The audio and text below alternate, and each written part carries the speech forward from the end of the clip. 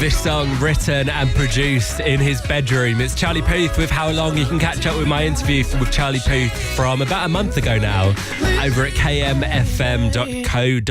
It's Thursday night, you're on the hit list, and Jax Jones is hanging out on the show. You good? Yeah, I'm blessed, man. So the last time we caught up, it was about five months ago. It was for Instruction with Demi Lovato, and we got to talking about your set where you're DJing out of this massive like cereal bowl, and we were talking about you getting a fridge on stage that you could kind of fill with snacks, and then there was going to be a secret compartment that somebody could walk through the back, like you could hide Demi Lovato in the fridge and then she'd jump out and perform. I've seen some pictures of your set recently and I haven't seen the fridge. So there is still a fridge, but it's enhancing the fridge, you know. So at the moment, I've taken an element of the idea, so I'm jumping out of the bowl now. So like it's like I'm hidden, and then I play this video where animated Jax Jones is like going through a kitchen, surfing on some teaspoons, like jumping out of some cereal and that, and then he dabs his way onto the stage, and then I pop out with this huge Jax Jones head. So there is a reveal, but I haven't customized my fridge yet because it's still 2D, so it's actually quite expensive. No, I've seen loads of good deals, especially in the January sales. Just dig I'm going to wait for the Blue Cross sale. Yeah. I know Black Friday just went, but like that's an American thing. Yeah. So What's the next stage of the Jax Jones set? Because obviously it's mad in itself. It looks amazing, but it's mad. What is the next kind of evolution?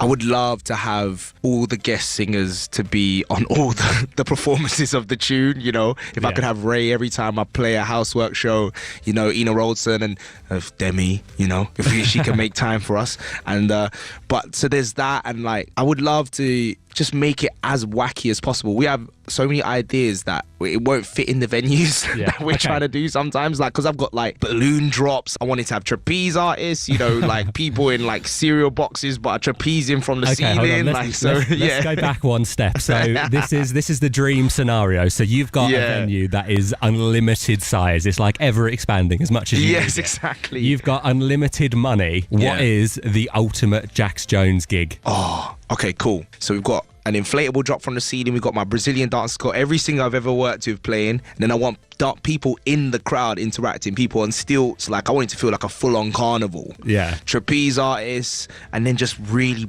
banging house music.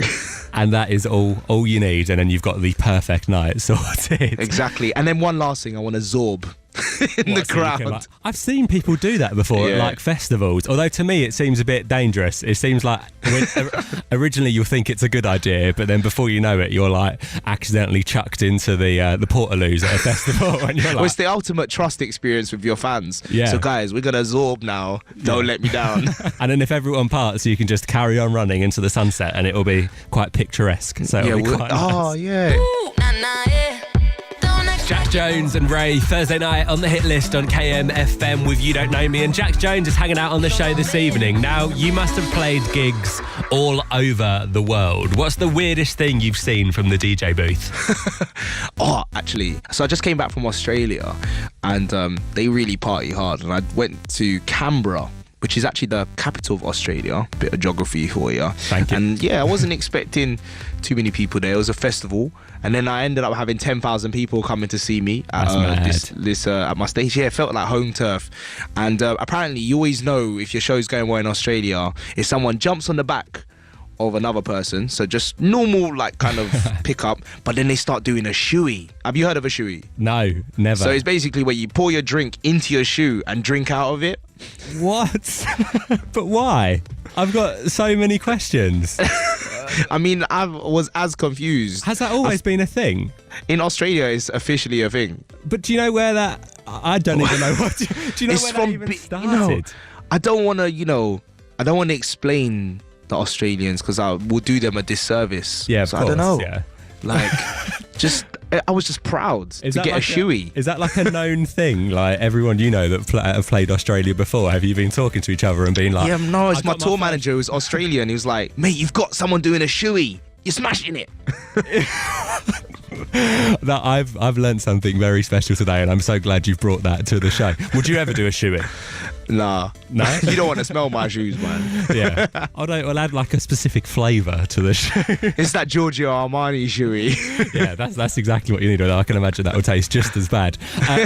What do you need when you're touring? Like backstage, what are the things you need to make you feel most settled and most ready to go out and smash it? Bit of vodka, always Grey Goose or Belvedere, and some champagne, which since, now we selling a few more tunes and that. And you can ask for the champagne. They'll provide, yeah. Thanks very much, guys. You can always tell if the show's not sold very well if they'll go, yeah, sorry, the champagne, we don't have that. Yeah. Have you ever properly tried your luck on your rider? Well, I always ask for a pair of socks, and I've added underwear recently not because I'm super bougie, but I have no time to do any washing. So it's kind of like, that's the only weird request that I have every time. But although now I literally have hundreds of black socks in my house. Yeah, but you are sorted for Christmas, like you can just handing them out.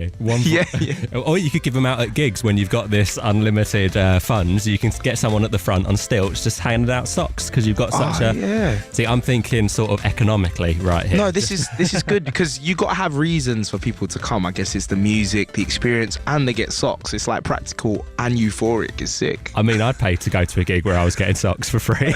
Bonus. Let's talk about your new single, Breathe. It's out now. We are loving playing it on the show. Tell me about how that track came to life.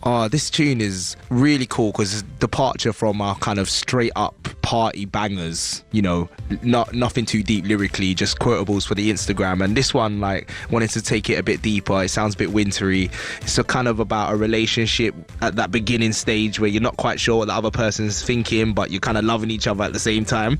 And I wrote it with Ina Rolton, who's just an incredible singer, makes everything sound like a classic house record. And she's also written tunes for like Rockabye, for Clean Bandit, How Deep Is Your Love for Calvin Harris. So it was an amazing experience, man, and I'm glad you like it. Those are some massive kind of tracks to her name, especially because Rockabye was, Christmas #1 last year, which is mad in itself. Is that what you're aiming for with Breathe? Well, like even a Christmas number 6.5 I'll be happy with, to be honest with you. Yeah, I'm not sure that exists yet, but at any time, so that will come. Thank you so much for coming on the show. Cheers, man. Thank you, Glen. And I'm going to hit play on Breathe. Can I leave you to introduce it, please? Yes, I'm hanging out with Glen, and this is my new single, Breathe, featuring Ina Rolton, Jax Jones. Here we go.